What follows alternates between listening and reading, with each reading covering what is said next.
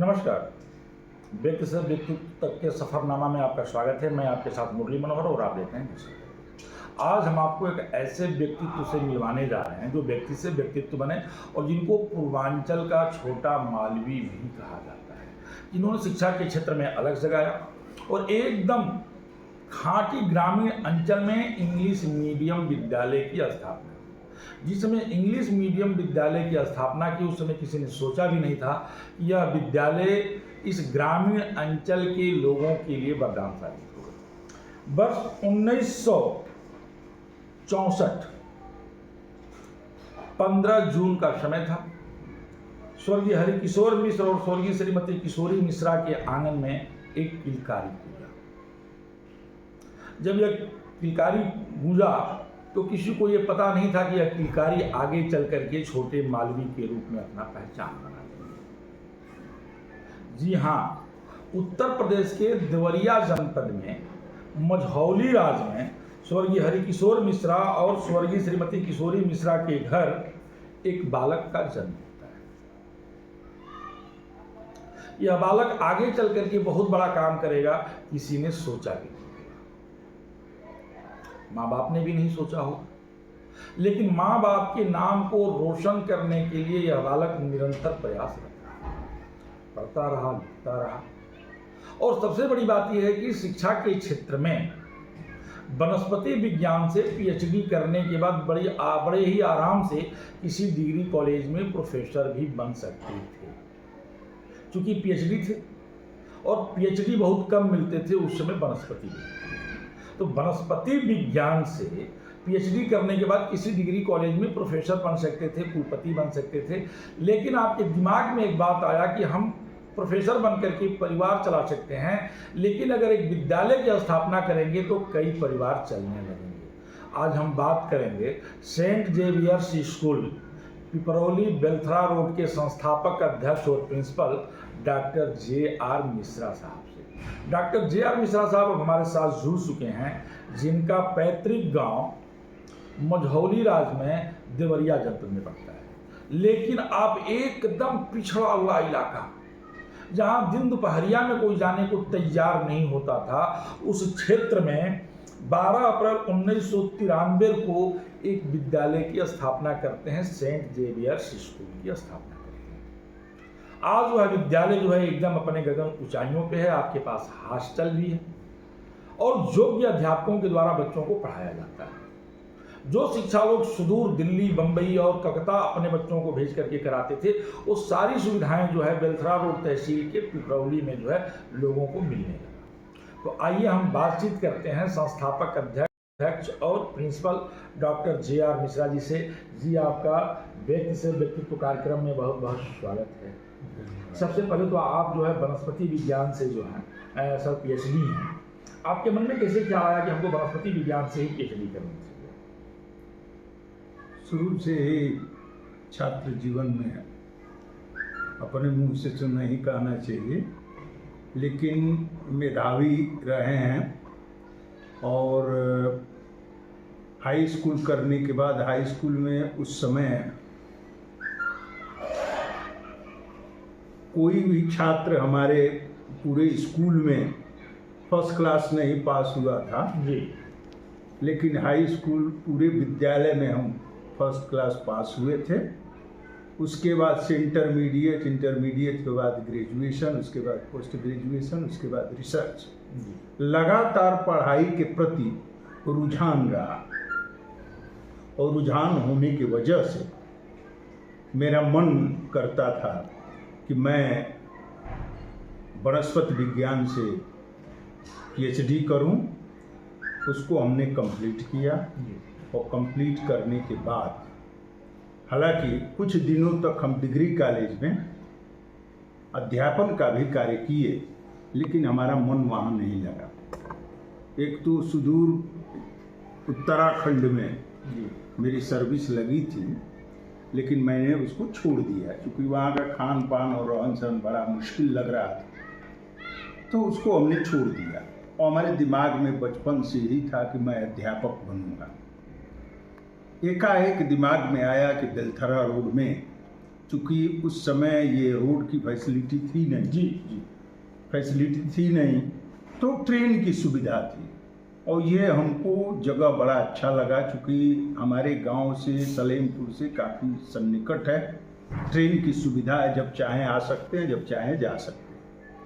इस आधार पर हमने इस जगह को निरीक्षण किया 1993 में, तो हमको ये जगह ठीक लगा और ऐसा लगा कि ये ग्रामीण अंचल का जगह है, काफ़ी पिछड़ा हुआ लग रहा है।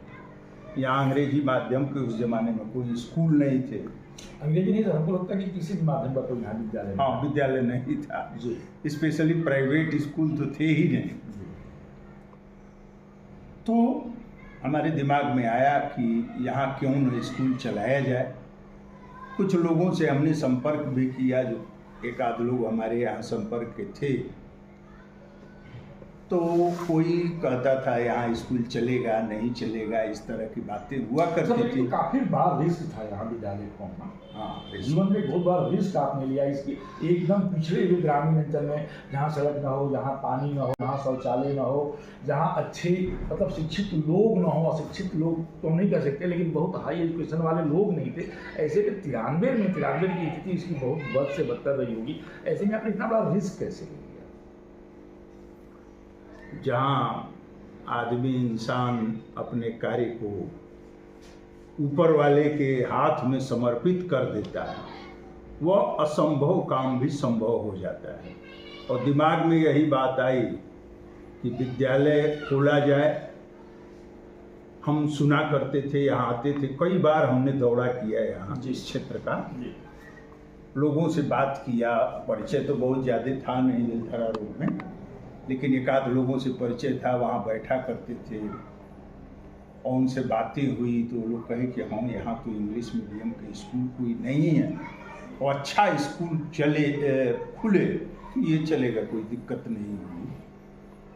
तो फिर हमारे मन में आया कि क्यों न यहाँ प्रयास किया जाए, और प्रयास करने के साथ साथ वहाँ से कारवां शुरू हुआ स्कूल खोलने का।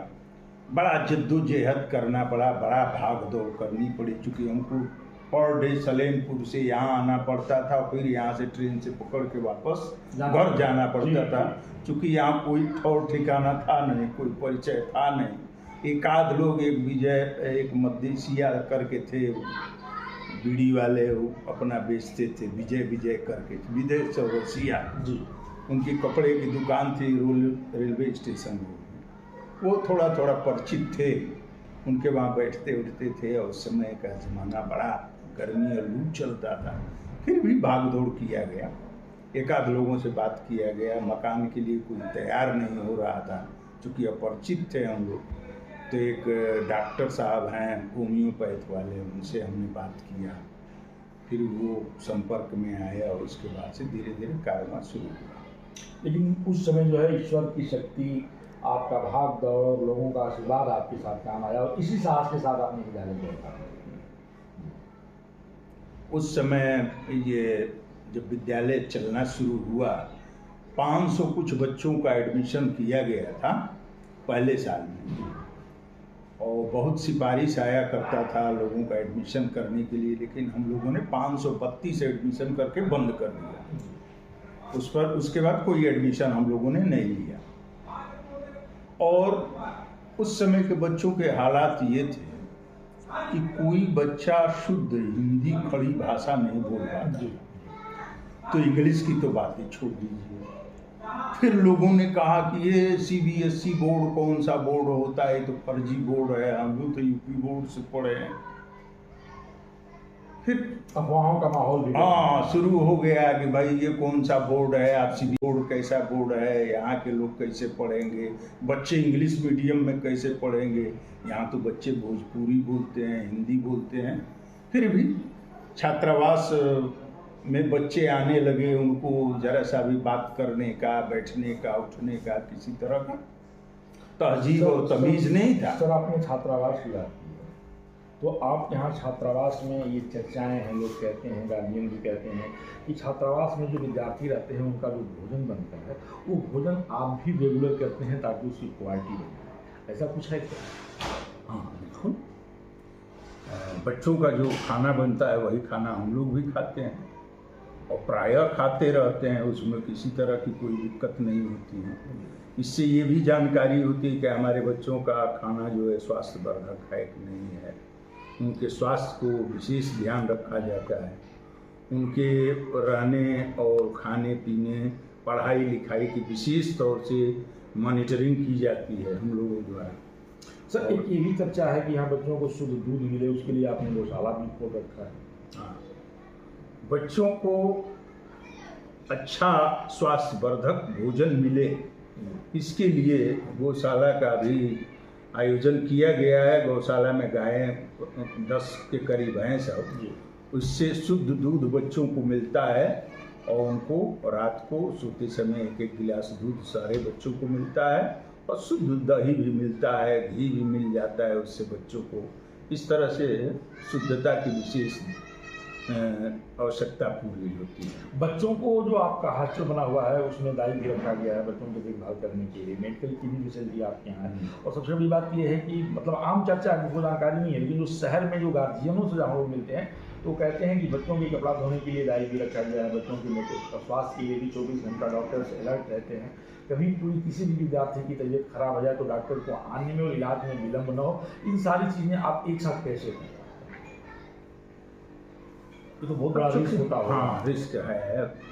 अपने बच्चों के ऊपर तो बहुत बड़ा रिस्क नहीं है, लेकिन छात्रावास में जो बच्चे रहते हैं जी, गार्जियंस का इतना विश्वास है, अभिभावक विश्वास करते हैं, अपने बच्चों को किसी के पास रखना ये बहुत बड़ी बात होती जी है। जी जी।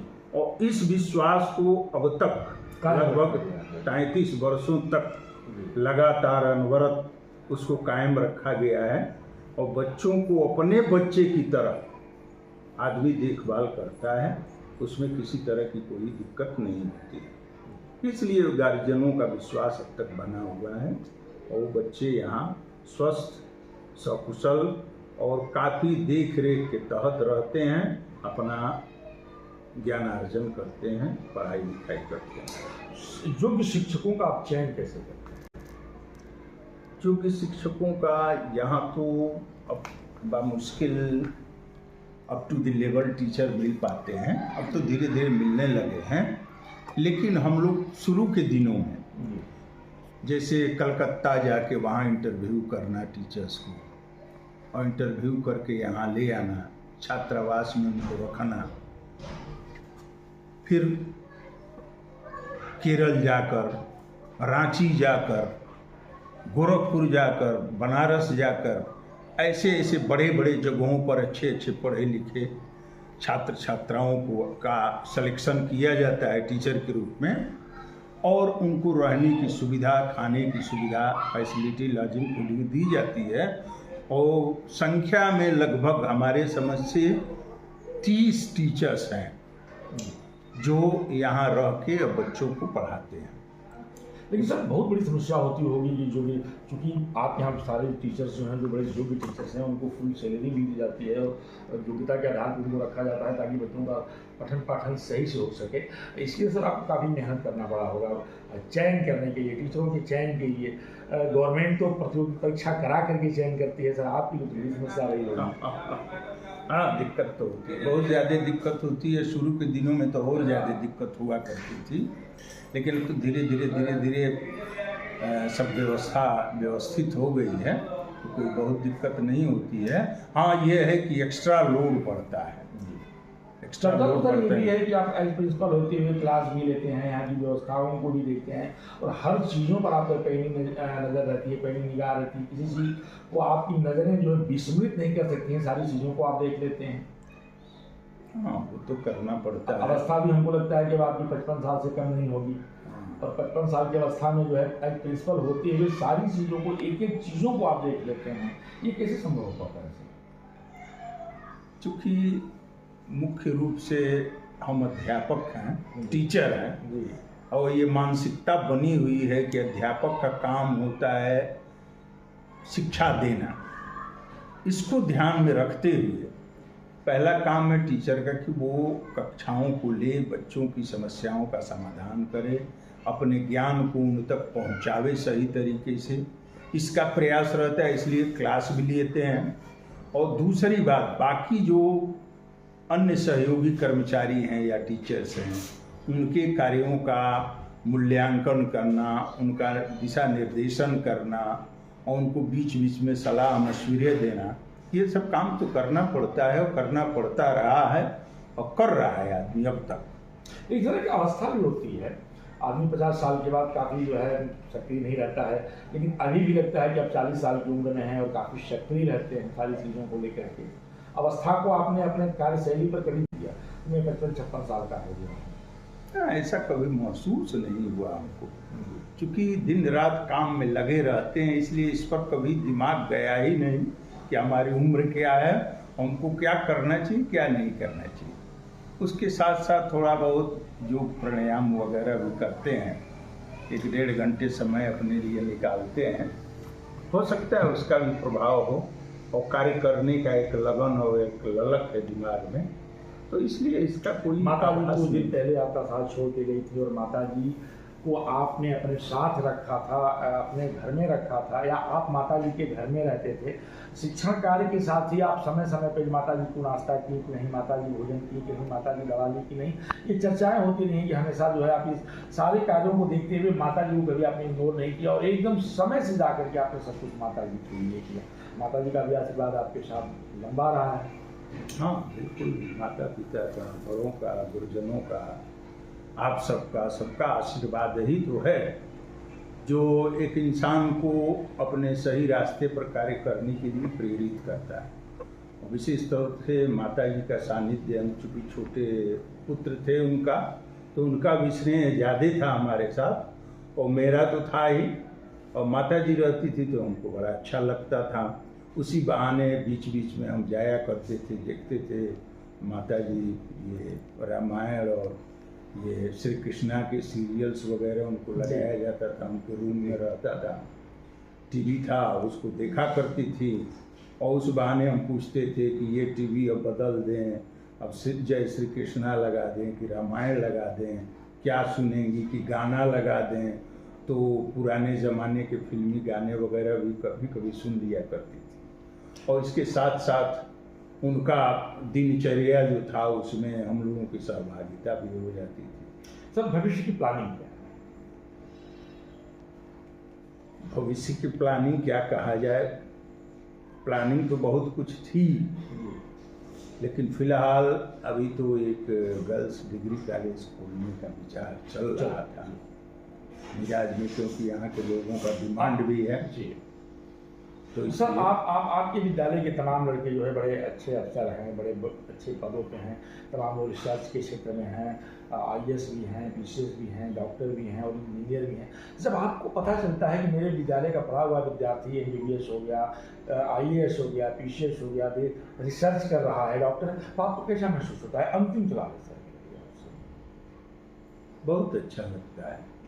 एक शिक्षा का क्षेत्र ही ऐसा है जिसमें यदि गुरु से आगे उसका शिष्य निकल जाता है तो उसके अंदर प्रतिस्पर्धा की भावना नहीं रहती है, बल्कि उसको दुगुना खुशी महसूस होती है कि हमारा पढ़ाया हुआ शिष्य, हमारा पढ़ाया हुआ स्टूडेंट आगे नाम रोशन कर रहा है, समाज का सेवा कर रहा है, इस देश का सेवा कर रहा है। इस बात की बहुत ज़्यादा खुशी है। तो आप सुन रहे थे डॉक्टर JR मिश्रा साहब को, Saint Xavier's Piparauli Belthara road के संस्थापक अध्यक्ष और प्रिंसिपल साहब को। माँ का नाम आते ही आप भावुक हो गए, आपकी आंखों में आंसू आ गया, आपकी आंखें डबडबा गई और माँ की वो तमाम चीज़ें जो है एकदम तरोताज़ा होने लगी। मुरली मनोहर के साथ प्रिंस की खास रिपोर्टर बने रहिए मेरे साथ, देखते रहिए नेशनल कवरेज का व्यक्ति से व्यक्तित्व का सफर।